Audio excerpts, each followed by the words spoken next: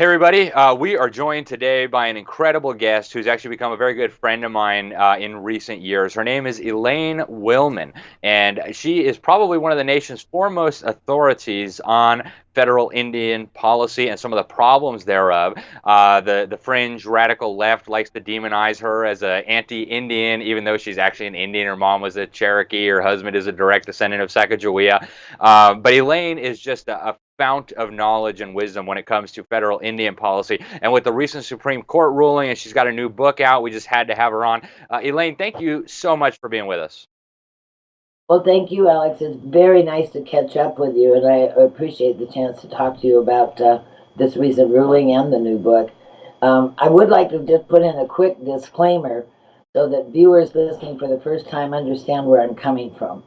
And that is that I am of strong Indian ancestry, as is my spouse, and my focus is entirely on the U.S. Constitution, congressional acts, federal regulations that are targeted for Indian tribal governments. I have lived on 3 different Indian reservations for a total of 30 years. So my experience is a life experience living on these reservations, and many of my friends and my family friends are tribal families. I speak for tribal families who are often unable to speak for themselves or dare not speak for themselves in their tribal government. So I make a clear separation between my respect for American Indian culture and Native Americans that is separate from the entire unconstitutionality of all of federal Indian policy. Every Yeah, piece of it is unconstitutional. And that's my yeah. focus. Well, thank you for that disclaimer, Elaine. And I've heard your speeches at events, and you just have given such an eloquent and passionate defense of Native American families that are being tyrannized by these federally funded tribal governments and having their kids removed. And not a lot of people Yes. speak up for them. And so we sure appreciate having you on the program to talk about it. Elaine, on everybody's mind right now is this new Supreme Court ruling where the media is presenting it as like, oh my goodness, half of Oklahoma now belongs to some tribal governments. Can you give us a little bit of clarification on what's going on with this ruling? I was on the phone earlier today with a legislator friend of mine in eastern Oklahoma, and he's got a ranch there. He was concerned about what this means. He was telling me that now they're going to be cross-deputizing their state highway patrolmen with the Indian tribes. So tell us a little bit about what this ruling means. What is it going to do in practice, and what does it highlight in terms of federal Indian policy that you think ought to be worked on? Well, it's a lengthy ruling, and I'm still combing through it myself, as are many others. At first blush, it seemed pretty horrific for the state of Oklahoma, but as you read through it, the rulings address almost narrowly the Major Crimes Act, which has been in place for a long, long time. And the Major Crimes Act requires any major crimes committed by an Indian to be tried in federal court. But this case is about a person that was tried in state court. Um, as it affects the state of Oklahoma, it's a little too soon to see how that's going to shake out. I don't think it's going to make a big difference, although the tribal media is claiming this huge victory and they have reservations, they have Indian country now. But we must remember the landmark case of 1980 and 81, Montana versus the United States. And that landmark case is still in place. And non Indian people, non Indian properties, taxable state properties, are unavailable. Tribal governments have no authority over non Indian or non Indian land in the state of Oklahoma. So even if reservations are somehow inserted and created in Oklahoma when they didn't come in with their statehood, even if reservations exist, that legislator you're talking about with his ranch is subject to the state of Oklahoma and not subject to any tribal government.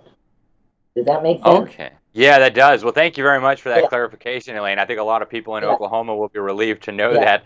I know there was talk of, oh my goodness, do I have to get permits now from the Indian tribal government to be able to operate my business or do my thing? So that's good to know. Well, Elaine, it's you wrote, important. go ahead. I don't want to, didn't mean to interrupt you, Alex, but it's important to know that that is the case. as an American citizen and a citizen of the state of Oklahoma and a landowner and taxpayer in Oklahoma, you are free from any intrusion or interference from the tribal government. You're free from that. However, that will not stop them from trying.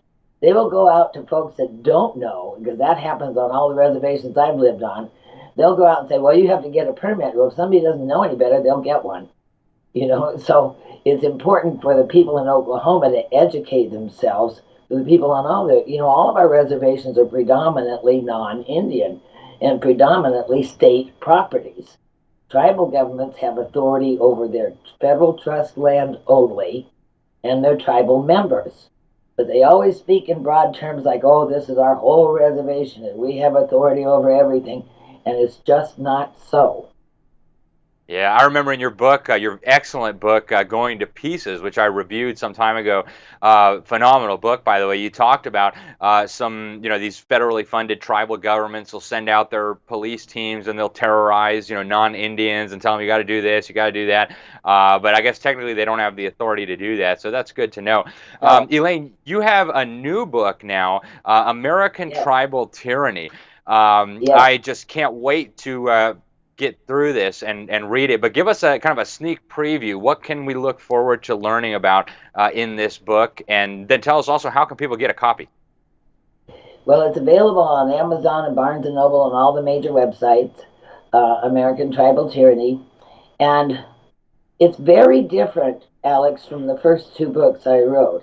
It's very different from Going to Pieces, which was a road trip across 17 Indian reservations, talking with tribal members, sheriffs, cattlemen, farmers, people who lived there, and then reporting that trip. And then Slumbering Thunder was a compendium of best practices and things that would help local community elected officials, local government elected officials. It was sort of a reference book. This book, my target audience was the folks on both urban coasts. I was trying to speak to people who know absolutely nothing about Indian policy, and their only acknowledgement might be they're aware of Indian casinos, and they've heard we were here first, you stole our land. And that would be their level of knowledge. So that was my target audience for this book, and I wrote it in very simple but straightforward, I'm going to say / snarky, very direct terms, to just give the completely uneducated American citizen a snapshot of how this affects every American citizen in our country in terms of taxes that go out to 574 tribal governments every year and many other issues. But it's an easy read, very easy read. I did not use any legalese. I did not use any academic professional jargon. I just wrote like I'm sitting across the table having coffee with somebody that has never heard of this stuff, has never been on a reservation. And so it's a very easy, but I think it's an important and comprehensive read. And this spells it all out, basically resulting and confirming that there's not a piece, there's not a word in our U.S. Constitution that ever contemplated race-based governments, that ever contemplated governments within a state, separate governments within a state. There's nothing that contemplated Congress's power to create these tribal governments. All of federal Indian policy is entirely unconstitutional.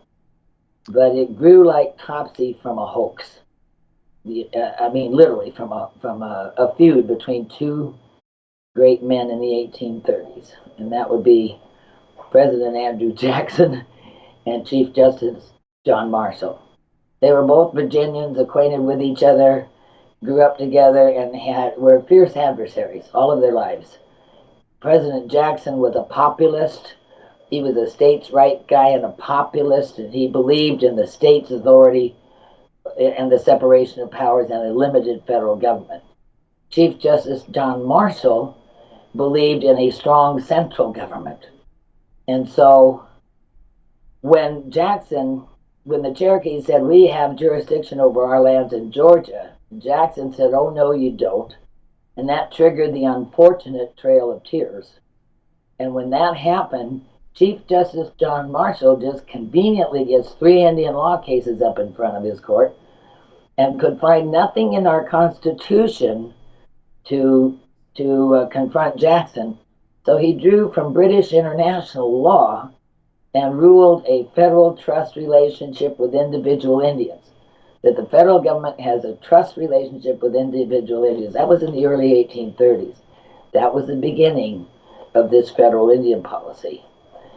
And that's, Yeah, you know, Elaine, we've written about that at the New American too. You know, interviewing you as one of the experts. You know, it seems like the deep state, the New World Order, they're basically using these tribal governments that they've created that are really funded by the federal government as kind of a battering ram against state sovereignty, against private property rights, and meanwhile they're abusing the tribal members. Elaine, in the last 20 seconds that we have left. What would be the solution to this? I mean, is there just a simple thing, just get rid of all federal Indian policy and start over? I mean, what would be the way to deal with this in your view? Well, there's many things that would have to occur, but one of the principles that I put in the end of the book, in the epilogue of American Tribal Tyranny, is my concept that we have a problem with hyphenated Americans across the country. And you can see that with Black Lives Matter and all this stuff going on right now. We need to be Americans, not black Americans, white, red, or whatever. We need to be Americans. And our government needs to have one criteria for American citizens, one neutral criteria, in my view, and that would be annual household income based upon the number of American citizens in that house. And no race, no religion, no sexual lifestyle or preferences. Annual household income of American citizens in a household that may need public assistance. If we did basically that, equality under the law, huh? Colorblind. equality under the law. Imagine, Exactly.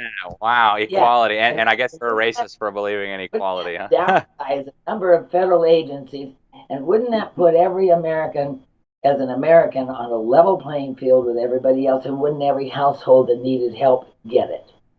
Yeah. Well, Elaine, thank you so much for sharing your insight on these questions with us. It's been wonderful to have you. I wish we had more time. We're going to have to come back and have you again sometime real soon.